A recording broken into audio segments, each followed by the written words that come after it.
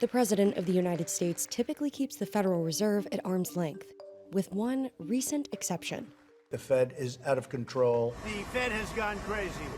Of course it has. Jerome Powell is not making it easy. There's nothing written down that says the Fed should be independent. It's not in the law, it's not in any statute. The Fed is given. But the Fed is not a government institution. It is an independent entity. So, as an independent entity, it doesn't have to obey the government. It's managed by the banks. Given this quote-unquote independence because they have to make some unpopular decisions sometimes. On the campaign trail, Trump has suggested a different approach. I don't think I should be allowed to order it, but I think I have the right to put in comments as to whether or not interest rates should go up or down. Imagine if the government took control of the Fed. People say that would be a catastrophe, but I wonder what kind of people say that. I wonder what they have to lose. Here's how much influence a Trump White House could exert over the central bank and its ability to steer the world's largest economy. Fed history is actually quite interesting. That's Richard Clarida, who Trump appointed in 2018 to serve as vice chair of the central bank. The Fed is a creation of Congress, and it's been given a specific statutory mandate to achieve price stability and sustain maximum employment. Clarida was in the room when the Fed made many of the rate decisions that Trump criticized during his first administration. I just did not observe, and really if you look at historical transcripts, you really don't see evidence of Fed discussions being political. That independence is key when it comes to setting the federal funds rate, which is the rate that banks pay for overnight borrowing. When rates go down, it becomes cheaper for households to borrow and spend, and for businesses to invest in hiring and equipment.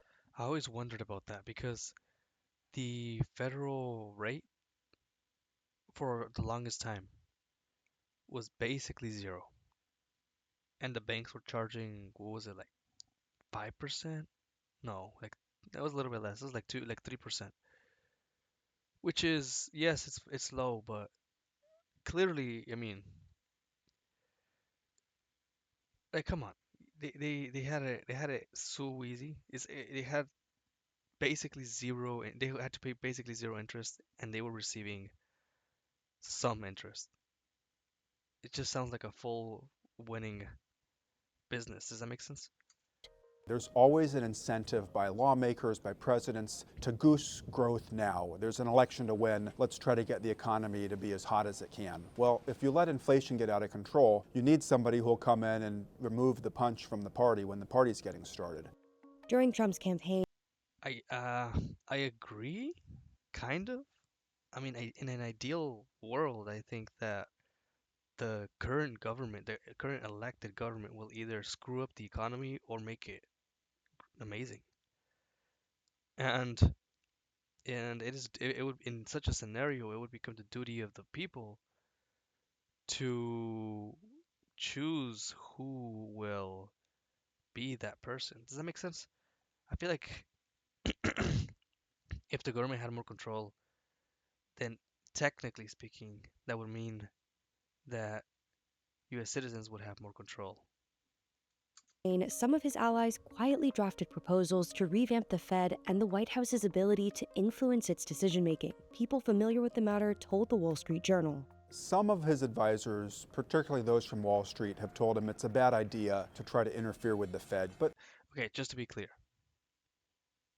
I'm not criticizing the current system because I know it does work to some extent.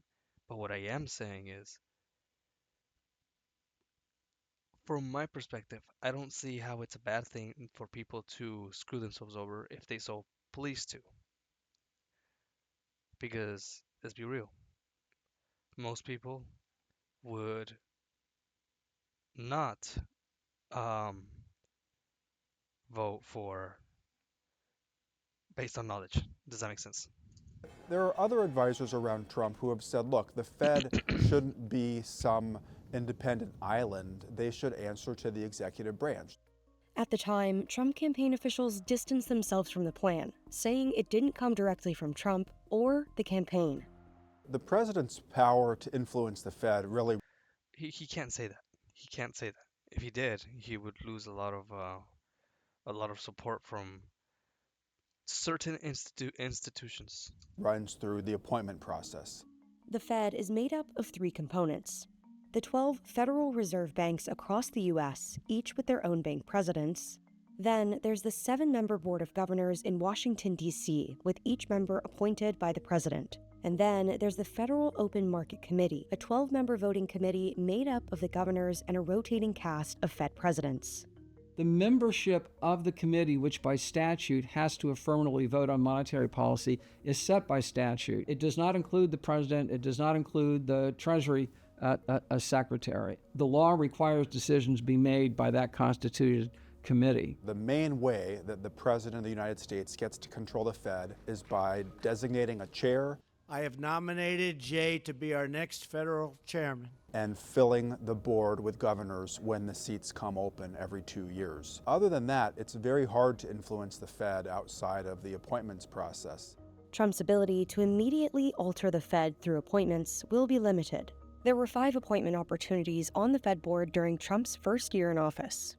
Of the current board members, 2 were appointed by Trump. Now there's only 1 seat set to open in the next 2 years. It could be harder, unless people leave their terms early, for Donald Trump to put people on the board who will do what he wants them to do.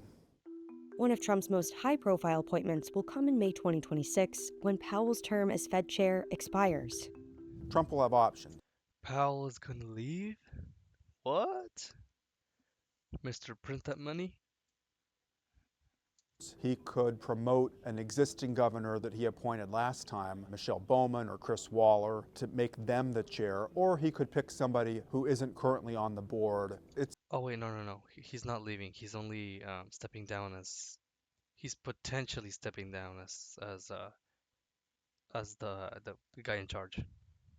It's possible that you could have a Fed chair that says, I'm going to take President Trump's views into the boardroom when setting interest rates. The Fed chair has 1 vote on that committee of 12. When you start to talk about scenarios of the Fed potentially moving policy in an undesirable direction, that would require an affirmative committee vote.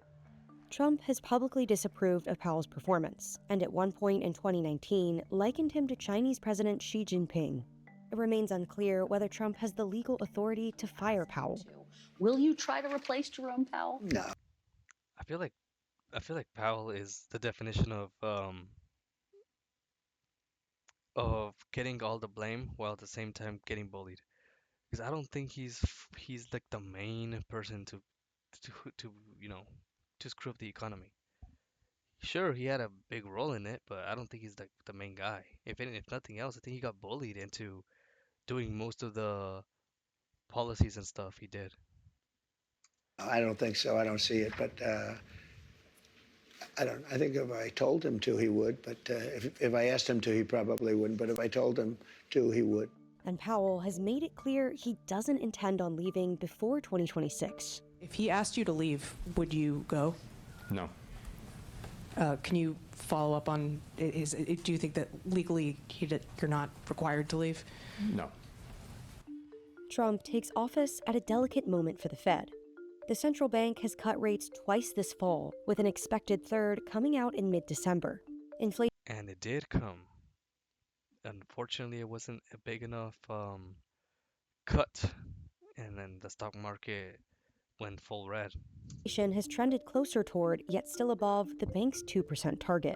At a broad level, less independent central banks deliver inferior outcomes. And I think financial markets understand that. If inflation stalls out above the Fed's target, you could get into a situation where the Fed says, look, we're not going to be cutting interest rates right now, and Trump may not like that.